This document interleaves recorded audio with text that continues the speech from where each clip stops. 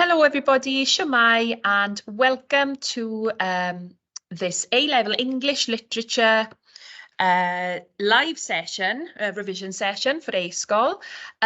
This evening you're going to have myself, Miss Hacker. I'll be taking you through Unit 3, or the Unit 3 exam, the pre-1900 and unseen poetry, and then Miss Davis will be taking you through the Unit 4 Shakespeare exam straight afterwards.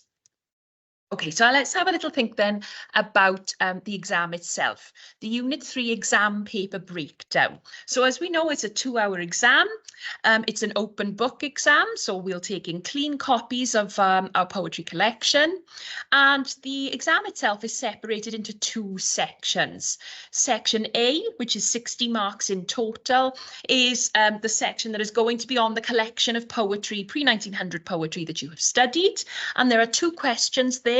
You've got your named poem question worth 15 marks, and then the essay question worth 45 marks. Then section B, also worth 60 marks, is the unseen poetry comparison question. So what we'll do this evening is I will take you through some hints and tips for how best to answer all 3 of those questions on the Unit 3 exam. Okay, so let's start with question 1, the named poem or extract. It's out of 15 marks and you are only assessed through AO1 and AO2. And the weightings are as follows. AO1 is worth 5 marks and AO2 is 10 marks. So let's have a little look at those in a bit more detail.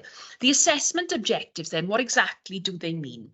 So assessment 1, our bread and butter AO, is your ability to articulate informed, personal and creative responses to the literary texts using associated concepts and terminology and coherent, accurate written expression. So that's worth 5 marks for this particular question.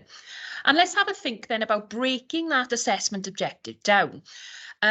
I've got the band 5 assessment descriptors here, just for us to have a look at how the AO can be separated up for you to really see where those marks are coming from. So in a band 5 response, there would be a sophisticated, creative and individual response to the poem or extract. Your ideas would be thoughtful and your response is fully engaged and relevant. There would be confident, perceptive application of literary concepts and terminology.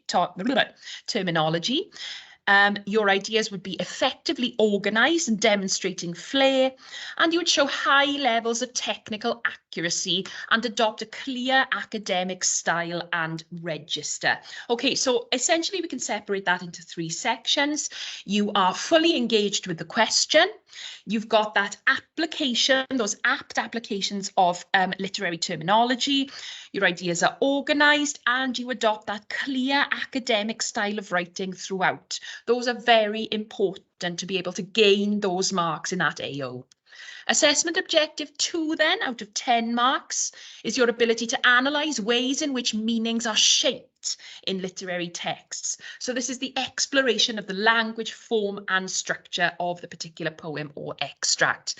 And our band 5 descriptors then, perceptive, sophisticated analysis and evaluation of the writer's use of language and poetic techniques to create meaning, confident and apt textual support, and confident discussion of implicit meaning. Now, no other assessment objectives are assessed in question 1. So please make sure that you do not spend a lot of time including contextual information that you have revised about your specific poet, because it's not going to gain you those extra marks.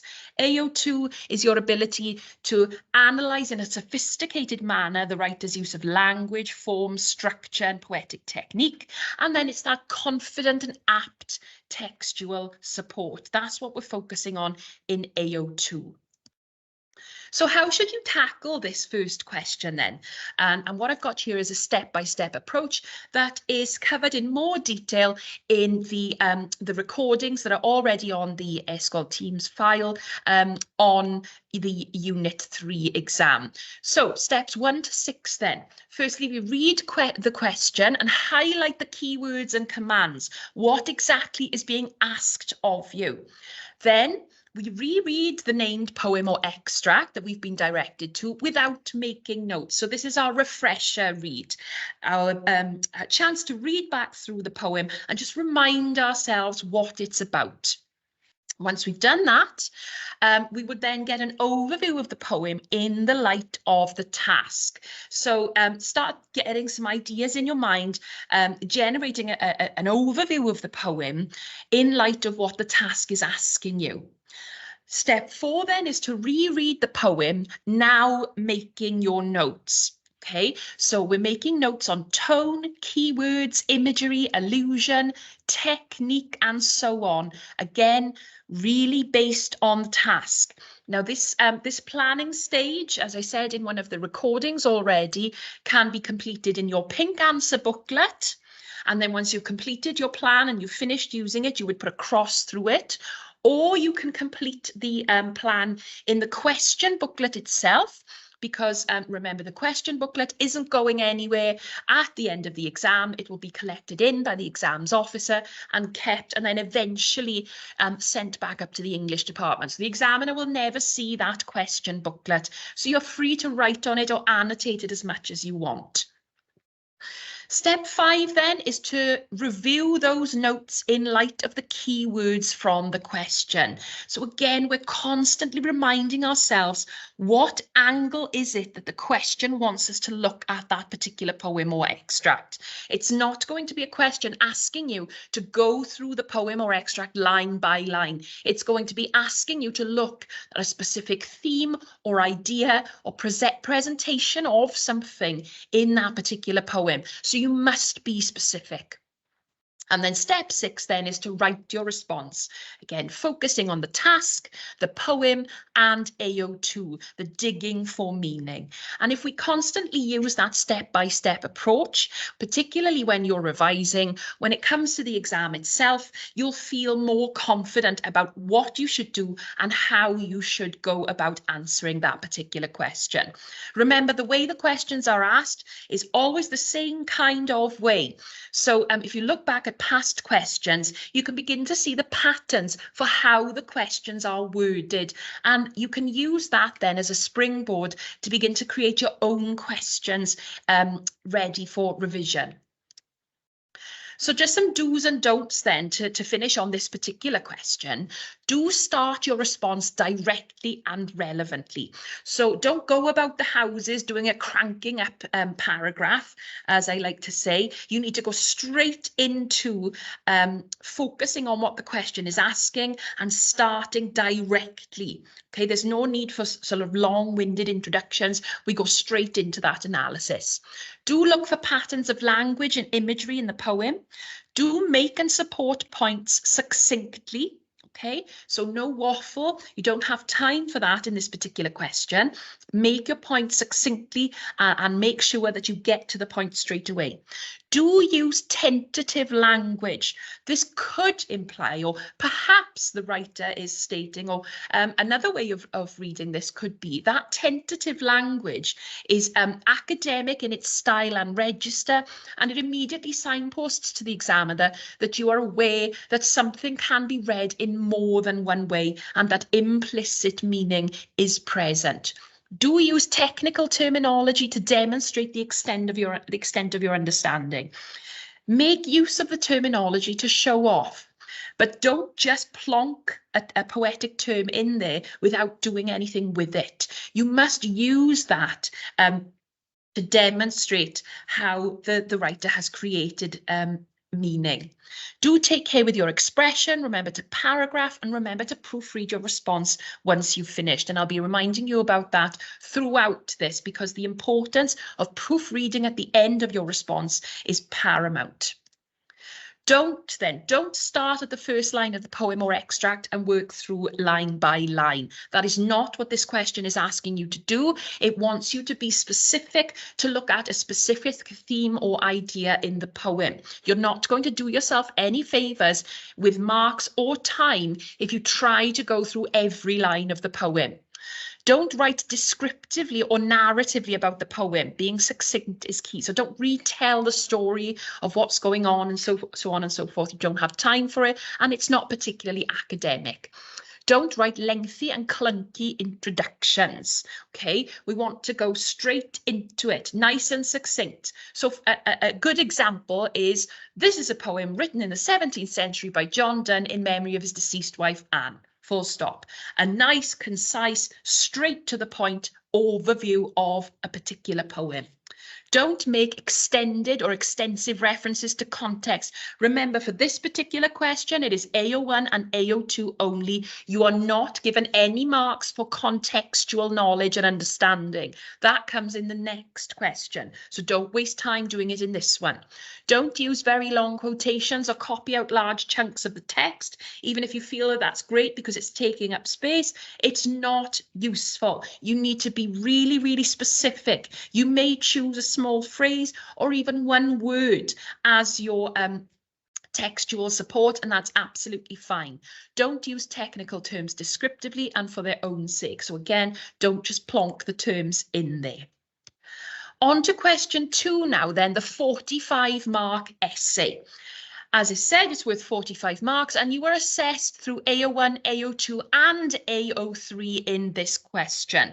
And their weightings are AO1 10 marks, AO2 5 marks, and AO3 30 marks. So the contextual understanding and the awareness of how context influences the way things are written is the really meaty marks in this question. So again, here's AO1. Same slide as previously. I won't sort of go through that again, but please familiarise yourself again with AO1. It's that individual creative response, the correct use of terminology, and adopting academic style and register throughout. That's 10 marks. Again, AO2, just 5 marks for this one. Again, that's your sophisticated analysis of the writer's use of language, form and structure, and also apt textual support. So refamiliarize yourself with that, with assessment objective 2, the same assessment objective as in the first question. Now on to AO3. So something that's not assessed in the first question, but is heavily assessed in this particular question. AO3 is your ability to demonstrate understanding of the significance and influence of the contexts in which literary texts are written and received. And the band 5 descriptor for this, you would demonstrate perceptive and productive discussion of the significance and influence of the context of the time and also when the poet or writer was writing. It's confident analysis of context in which texts are written and received, and confident analysis of the connections between texts and their contexts. So essentially, for this particular question, you really, really do need to make sure that you are revising properly the context in which not only the poems were set, where they were written, it's that historical, political, cultural and social context that surrounds the poetry collection. And that is something that you really do need to focus on in your revision, because it is really, really important that you demonstrate the depth of your knowledge and understanding of those contextual influences. And what you are expected to do then is to interweave that contextual knowledge throughout the body of your essay. And as I touch on in one of the previous recordings, we're not just plonking huge chunks of context at the start or at the end of our essay, because that's not particularly useful. We are interweaving it throughout our analysis. We are using our AO2 and AO1 to interweave our AO3. Now, something that's really important to note, there's no need to compare at all in this section. You're never going to be asked to compare poems or extracts by the same poet. That is only something that happens in the AS Unit 2 exam. So essentially what you are doing is you are writing 3 to 4 small essays bunched together on the particular poems with the interweaving context throughout. So no need to compare at all. Again then, let's have a little look at a step-by-step approach to this question. So just like question 1, we read the question and highlight the keywords and commands. You are going to be asked to look for a specific theme or idea that is presented by the poet or the writer. And you need to make sure that you fully understand what it is the question is asking you to look for. You need then to decide on 3 poems or 3 to 4 extracts from Chaucer and Milton, depending on what you've studied, which will help you to answer the question. So, be sensible about this. 3 good-sized poems. If you pick 3 short ones, so for example, if you're studying John Donne and you choose 3 sonnets, you may have time and want to think about introducing a 4th there. But your 3 poems or 3 to 4 extracts is your stock amount required for this particular question. In your exam booklet then, make a note of the key points to make about the poems in light of the question. So let's begin to think about how they are connected to the question. Make sure you have an overview of the poet's work in light of the question, and then begin to look more closely at how meaning has been created. So when you're looking at these poems and you've chosen your poems, make sure at first you have an overview of what the poet's work demonstrates in light of the question, and then you start to look in a bit more depth for the meaning. Make a note of the context which would be relevant in light of the question. And again, just like question 1, I'm always saying in light of the question, or referring back to the question, because you have to be specific to this question. You cannot shoehorn in content that you have revised and that you want to get in that isn't being asked of you, because it won't gain you marks. It really has to be specific to the question. Then once you've done that, you write your response focusing on the task, the selected poems, and AO2. Again, then, some do's and don'ts for some essay practice. So for when we're revising, start your response directly and relevantly. So again, let's get succinct. Let's get in there with those overviews. Do look for patterns of language and imagery.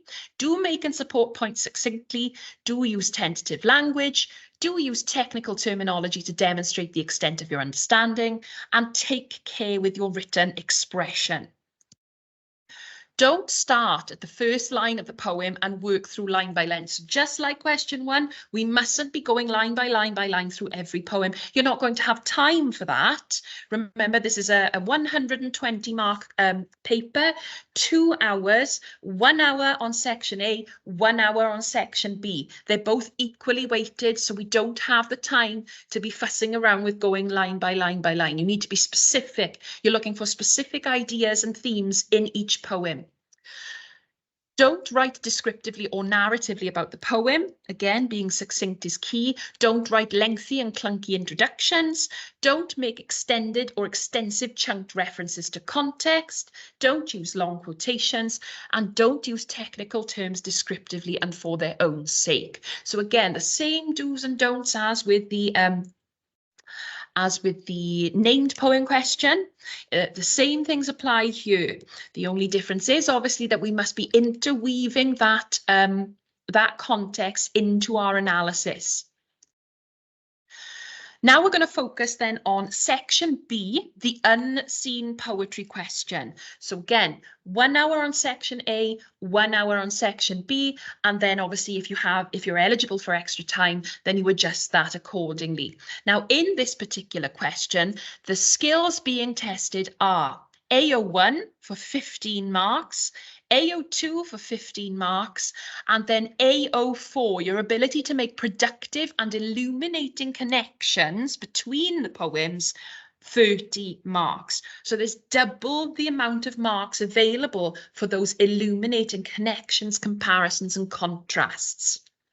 Okay, so 1 hour required for answering this question. 15 to 20 minutes of this should be planning, and I cannot stress that enough. It might feel like that's a heck of a long time to be planning, but it is incredibly beneficial. Remember, these are unseen poems. You're very unlikely to be familiar with them, and so you will need the time to plan, to analyze, and to construct then your response effectively before you actually begin the process of writing it. So another step-by-step approach then for this particular question. Again, this can all be found in previous recordings. Step 1 is to read the question and highlight the keywords or commands. You will be asked to look at a specific thing. Step 2 then is to read through poem A twice. Okay, so you 100% have to use poem A. That is the mandatory poem. So we need to make sure that we are familiar with that particular poem. So the first time you look at it, just read it. The second time, start making some tentative notes and try to come to some general conclusions based on the set question. The set question will give you a hint, a very brief hint, but it will give you a hint as to the path that it wants you to take. Then step 3 is to read through the other 3 poems twice.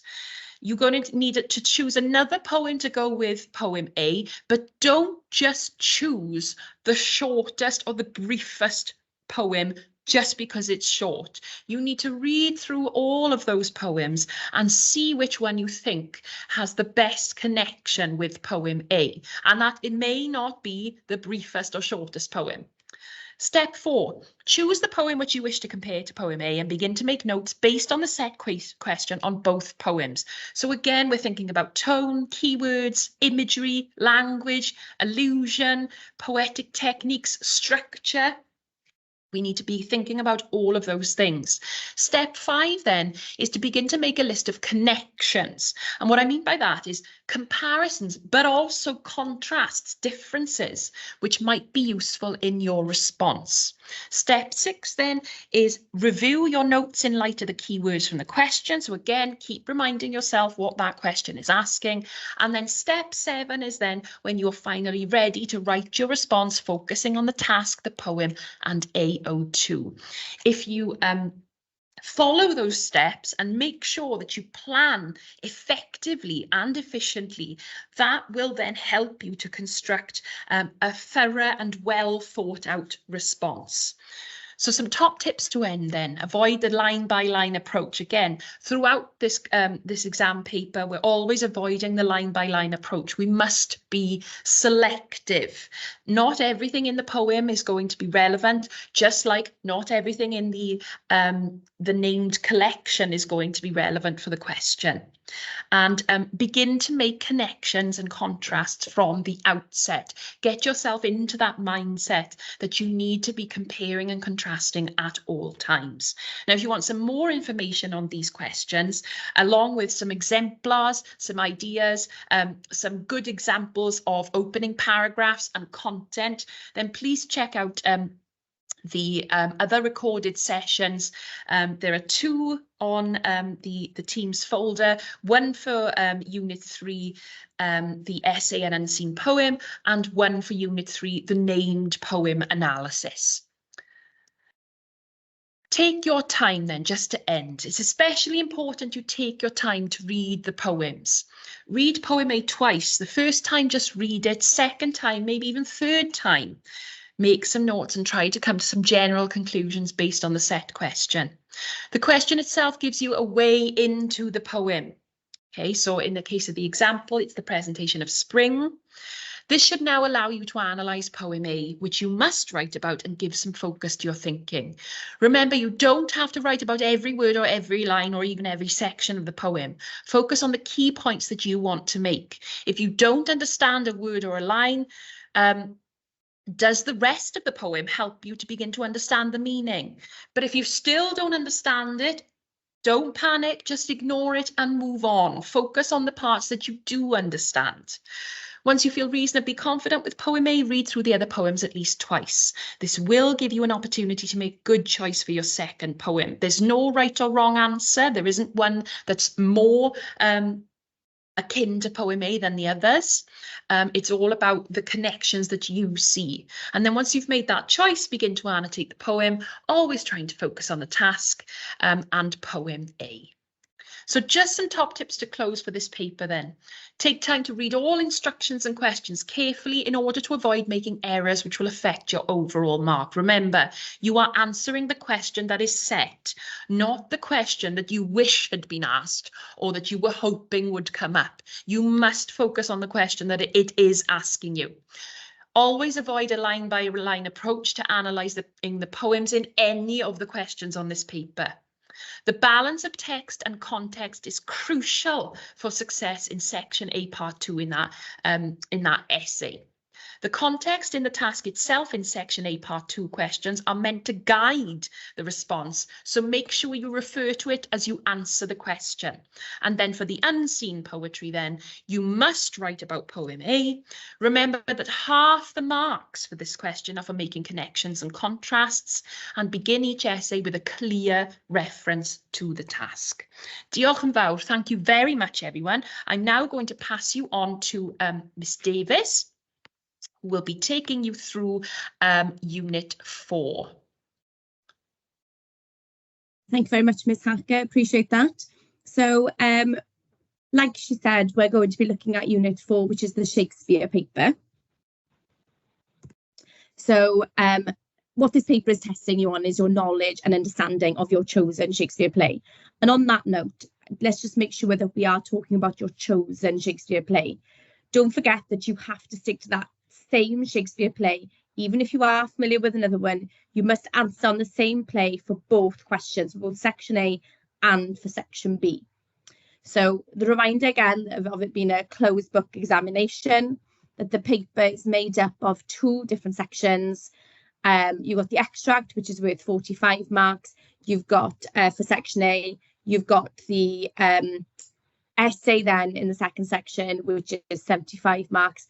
And the exam is 2 hours in length in total. A reminder then with regards to the 75 mark question here is that you need to make sure that you allow plenty of time for this second section, and that you've got to be very conscious of your own personal timing when you're moving on from your extract into your essay. So again, just looking at the front cover of the examination paper, obviously make sure that you read all of the instructions quite carefully. A couple of things I'll point out here. So like I said, this idea of the same Shakespeare play must be chosen for both section A and B. Also a little reminder, because these papers are scanned through, let's just make sure that we're writing in black ink. And then this little section at the bottom here is reminding us, okay, about that key assessment objective, which is AO1, linking to your academic register, the way in which you structure your communication, your writing. And again, Miss Hacker has already touched upon that this evening with you. So looking then at the skills that are being tested, so we're thinking about here your ability to write coherently and clearly, okay? So we want a well-organised and sensible answer. Then AO2, your ability to provide a focused, close analysis. So again, focused, close analysis of an extract from your chosen Shakespeare play. So this need here for detailed, thorough analysis of the given section or extract. So a time reminder here that you've got 45 minutes, no more than that for this particular question, and that there's only AO1 and AO2 that are being assessed here. So then what do we need to do then to get ourselves into band 5 is what we're thinking of, okay? So if we look at the wording here for both of these assessment objectives, so you've got the words coming through of sophisticated in both. This idea of something being, of your writing being perceptive, thoughtful, that you're engaged, okay, confident, okay? This is what we're looking at. But one thing that you need to be quite mindful of is this number here. So for AO2, you've got this heavier weighting, so essentially double weighted compared to AO1. So obviously making it very clear that you need to be quite mindful of this ability to approach the text as a drama, that you're able to analyse effectively, evaluate, and that you're making sound conscious choices, apt support, okay?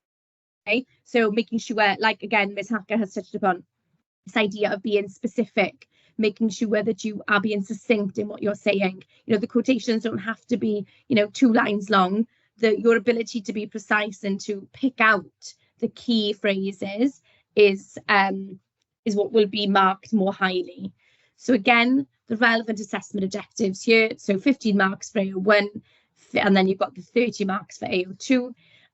So some ideas here. So make sure that you reread the extract carefully, that you note down and annotate any keywords, phrases, any imagery that you think is relevant to the question. And it's all linked to this idea of how Shakespeare shapes meaning.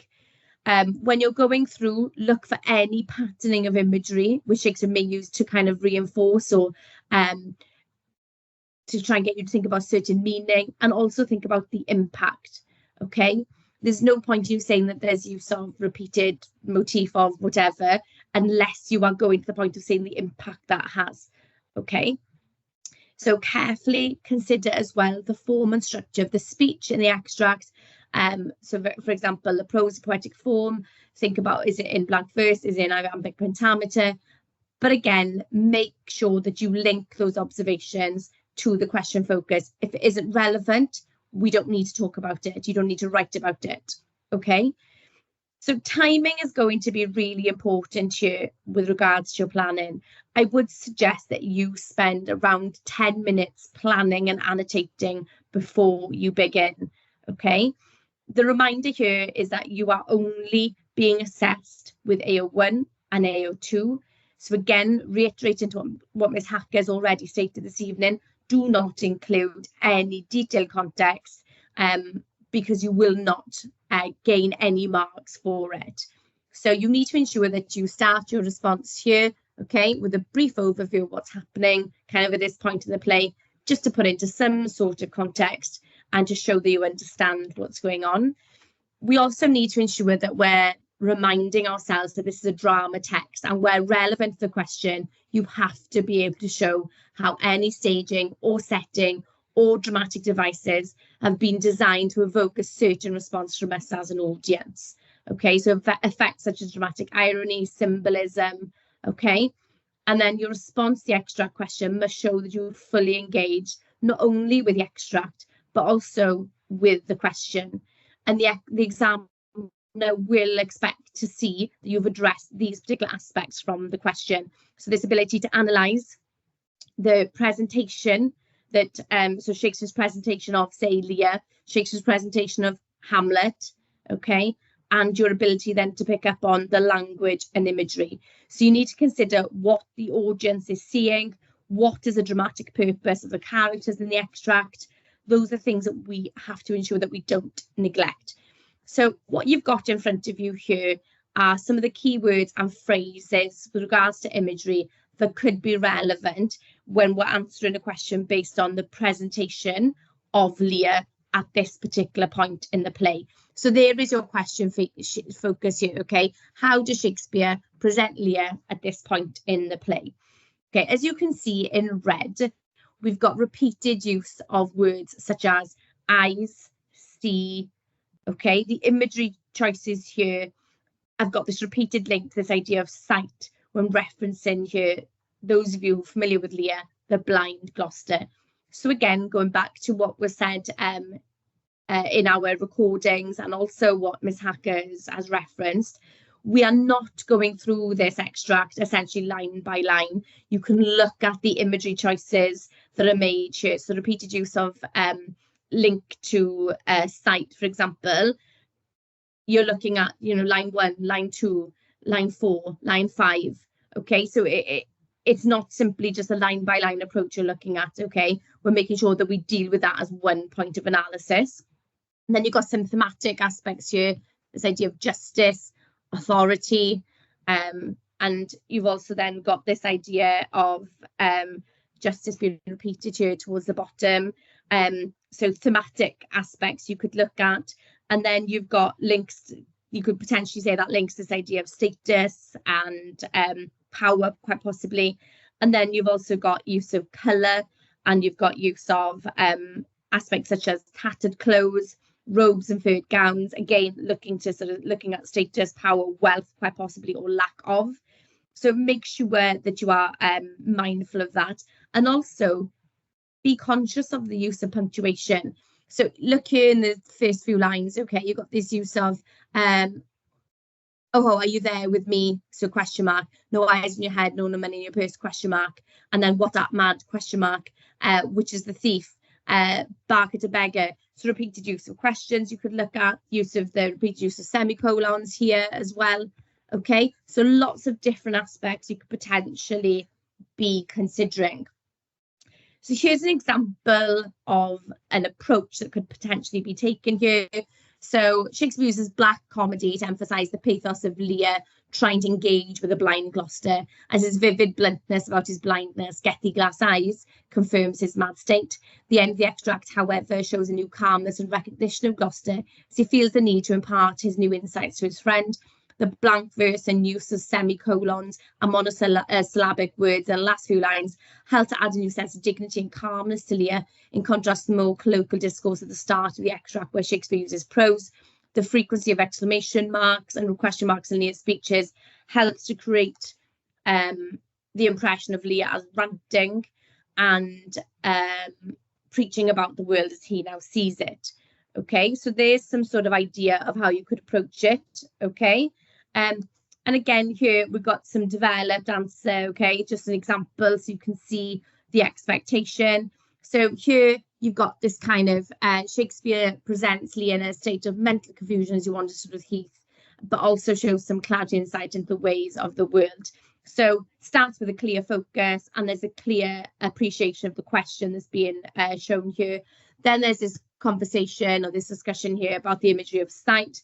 Again, make sure that you gain credit right from the outset by making close reference or analysis.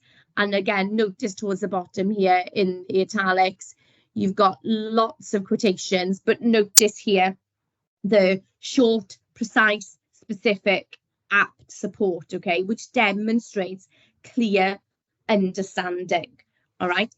But then just that reminder, you've got 45 minutes ideally for this. That means your annotations, your reading of the extract, your understanding of the extract, and your writing of the response ideally.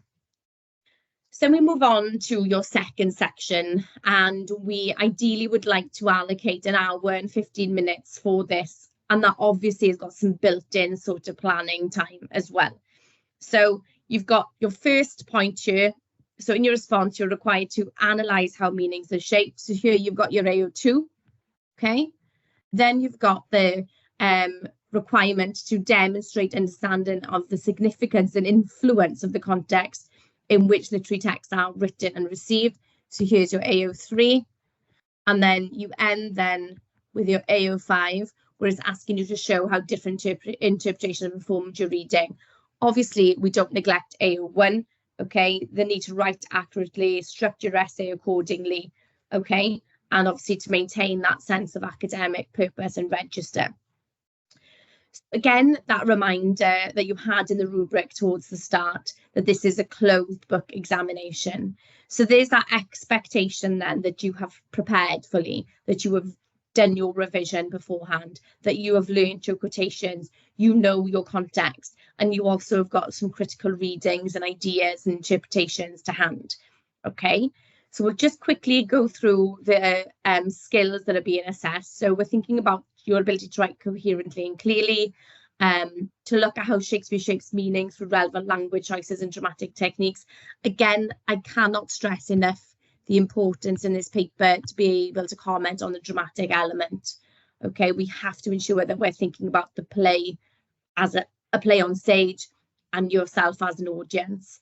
Then the third bullet point, your ability to show a clear understanding and significance of context and connections, and then obviously your relevant interpretations of the play. Also with your AO5, yes, it's important if you can potentially remember your name critics and some critical arguments and ideas, a feminist critic, or even, you know, be able to reference named critics, but also don't neglect the use of tentative language. So ensuring that throughout your response that you approach it with that tentative approach, with use of, say, perhaps, some, others, this could be, others may argue, just to ensure that you've got that kind of purposeful and alternative reading kind of littered throughout your response. So again, then looking at how you're going to get yourself into kind of the band 5 descriptor area. Again, some of the keywords we're looking at: sophisticated, thoughtful, engaged, perceptive, productive, confident, mature. Okay, so we're looking here, all right, at these keywords. Remember that your examiner will be looking for a good essay which answers the question directly and fully, ensuring that you are ticking off all of these AOs. Again, though, let's take a moment just to remind ourselves of the weighting of AO3 here. So here you've got 30 marks for AO3. So thinking about the contextual angle and the contextual influence. Again, though, that doesn't necessarily mean that you give me a historical essay. It still needs to be a case of task, text, context, okay, where you are using the task and using the your AO2, so your textual support and evidence from the play to drive your response, but you need to ensure that your AO3 is weighty enough and that it is relevant, okay, that it's significant discussion. If we have a look at the kind of steps that we could go through. So the first thing is to ensure that you read both questions on a chosen play carefully, considering a possible approach to each before choosing which one you want to answer. So you will be given an either or an or question where you've got 2 options to choose from and you select one of those. Make sure that you plan your response by identifying the key strands of the questions. So the key strands of the question kind of target the different assessment objectives that are being tested. Okay, ensure that you make notes to help you select relevant material from the play, from context, and from other interpretations. Okay, make sure that you know how you're going to link these before you start answering, before you start writing. Okay, ideally you should be spending 10 to 15 minutes planning your answer before you're writing your response in the hour that's remaining. The opening paragraph of your answer should clearly engage with the question and the text, with giving a brief overview of the key issue that you're going to be considering and discussing and debating. And then obviously, as you're developing your response, you need to ensure that you're integrating contextual discussion and discussion of other views. Integrate means that you weave them in. Okay, you need to avoid any standalone AO3, AO5 chunks, which are meaningless and worthless, okay, that don't clearly relate to the text or relate to the question. So when you're considering your question, selecting your question, you think about, right, which characters am I going to discuss and what parts of the text are relevant? What contextual material stands out to me? Which one am I going to be more familiar with? Okay, so obviously here it's quite evident what we're looking at. So here you got religion and the supernatural in red here. So you're looking at this idea of AO3 quite clearly, and obviously here with the Avenger. Okay, so religion, supernatural, to blame for Hamlet's inadequacies as an Avenger. How far would you agree with this view? So this idea of blame, you could potentially use that as a form of AO5, and obviously with this view, you're talking AO5 as well. And the inadequacies that we're talking about with regards to Hamlet is again your AO2 that you're going to be bringing in, all right? And then you've got women have no voice in this play. So again, women, there's your context, okay? There's your focus for your context. The fact that they've got no voice, again, this idea of them being voiceless. So here's your AO2 or your AO1 as well. The dramatic importance, again, your AO2 coming through. The dramatic importance drives only from their treatment of treatment by men. So here you've got your AO5 coming through, and then the treatment by men, your AO3. Okay, so you've got AO5 and AO1, which is really prevalent here. So when we're considering this women question, these are some pointers that have come from the mark scheme, that will be potentially relevant, okay? So you've got here the presentation of Gertrude and her relationships with her son and her husband. You've got the presentation of her first marriage as described by the ghost. Dramatic significance of her speeches, for example, the closet scene, the presentation of Ophelia's relationship with her father. And then towards the bottom here, you've got the context section. Okay, so separate paragraphs where you've got separate points here, sorry, where you can look at things like historical attitudes towards women, their traditional roles, and then possible ideas about marriage you could bring in, adultery, religious beliefs, the role of the royal court, any ideas about kingship, the setting of the play in Denmark. Okay, there's so many different angles you can potentially go on. Okay, what we need to remember though is that this context needs to be weaved in. It needs to be almost seamless. Okay, so we're thinking about ensuring that we avoid separate paragraphs where you offload contextual material. Okay, they cannot be rewarded. Okay, it has to be relevant, and it has to be kind of interlinked. So here we've got then a possible introduction. So you've got Shakespeare's Hamlet set in a regal court run by men into a male agenda, presents women as either toys or obstacles in an exclusively male power play.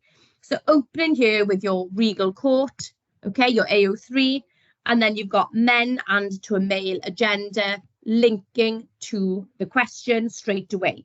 Okay, and again, this idea of it being a male power play, again, linking to the question, that awareness is really evident. Later it talks about the female figures of Gertrude and Ophelia, their treatment received from their male counterparts. Again, you've got your AO1 that's coming through here in that particular point.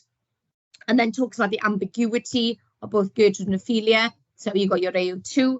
And then this idea of them being their involvement in deviant sexual activities, so adultery, premarital sex respectively, difficult to decipher their roles as women in Elizabethan society. So here we're really considering this idea of AO3, and then this particular introduction goes on to say, whereas now a feminist slant will criticise a society that places women in categories. At the time of Shakespeare's contemporaries, this ambiguity reflects the lack of opportunity for women to express their true sense of self. So lovely AO5 then coming through here.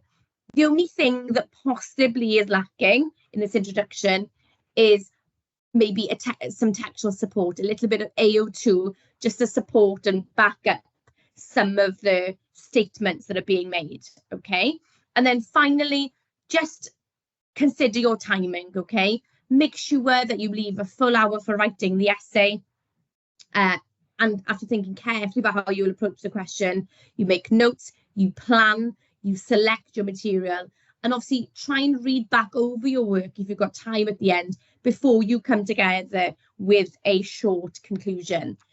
We need that the examiner is looking to reward the quality of your points, not the quantity. Okay, we simply want to see a full and developed answer. Okay, that draws us to a close with regards to your live sessions. I'd like to thank you very much for giving us your time. Please make use of the recorded sessions in preparation for your external examinations as well, as you'll find, like Ms. Hacker noted, multiple exemplar answers and approaches. And if you want to then make sure that you access those, and we will hopefully see you again next time, and we'd like to wish you all the best in your external examinations. Thank you very much. Diolch yn fawr I chi gyd.